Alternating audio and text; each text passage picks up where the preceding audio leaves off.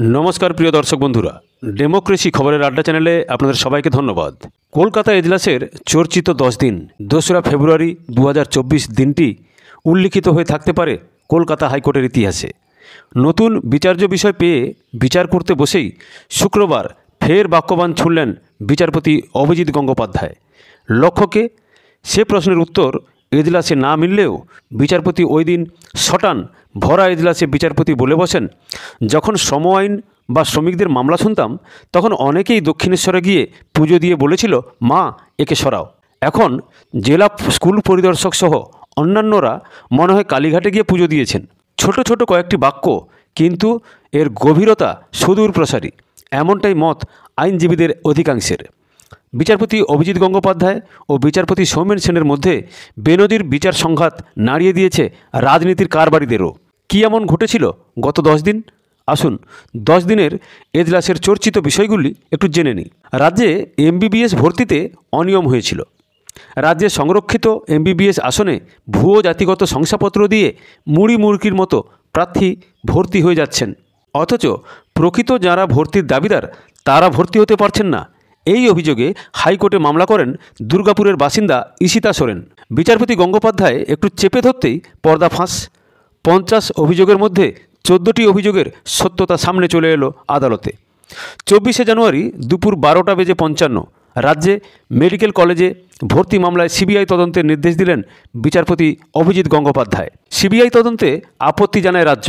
রাজ্যের এজি আদালতের সামনে কিছু তথ্য তুলে ধরেন। ওই তথ্যগুলিও সিবিআইকে দেওয়ার নির্দেশ দেন বিচারপতি। বিচারপতি আরও জানান, এই নির্দেশনামা দুপুর 2:30টার মধ্যে সিবিআইকে দিতে হবে হাইকোর্টের রেজিস্ট্রার জেনারেলকে। রাজ্যের উদ্দেশ্যে বিচারপতির মন্তব্য, শাহজাহানকে আপনাদের পুলিশ গ্রেপ্তার করতে পেরেছে? এই রাজ্য কয়েকজন দুর্নীতিগ্রস্তদের আখড়ায় পরিণত হয়েছে। এতে সব কিছুর পরে পুলিশের কোনো সদর্থক ভূমিকা চোখে পড়ছে না।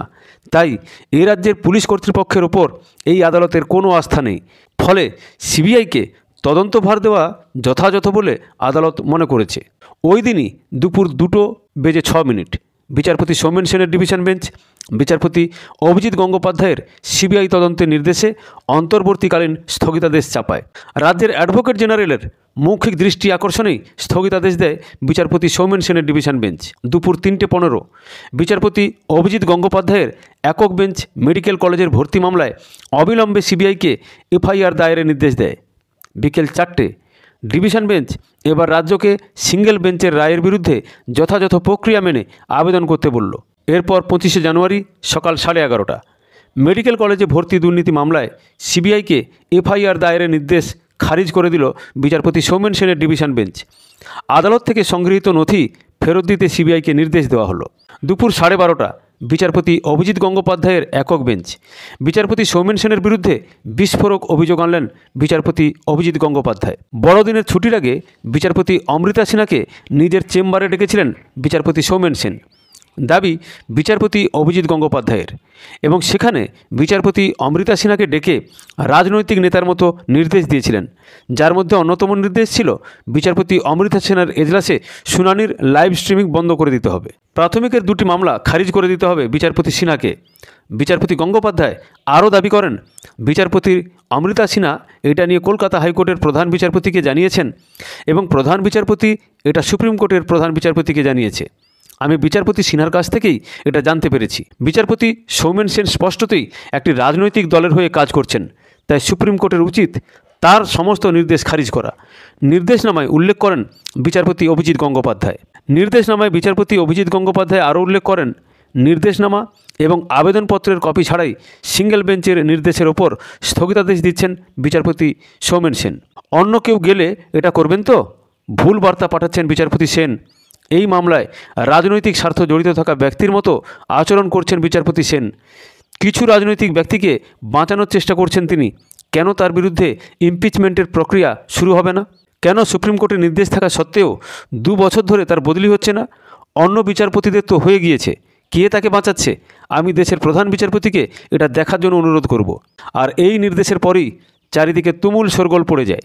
26শে জানুয়ারি দেশের সর্বোচ্চ আদালত স্বতঃপ্রণোদিত হস্তক্ষেপ করে বিচারপতিদের বেনজির সংঘাতে।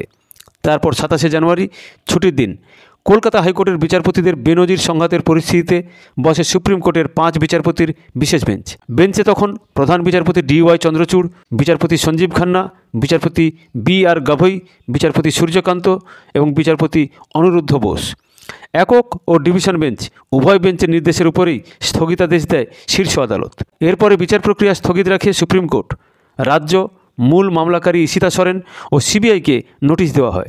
29 জানুয়ারি সুপ্রিম কোর্ট বিশেষ বেঞ্চ, একক ও ডিভিশন বেঞ্চের বিচার প্রক্রিয়া শীর্ষ আদালতে স্থানান্তরের নির্দেশ দেয়। 30 জানুয়ারি বিচারপতি অভিজিৎ গঙ্গোপাধ্যায়ের বিচার্য বিষয় বদলে গেল।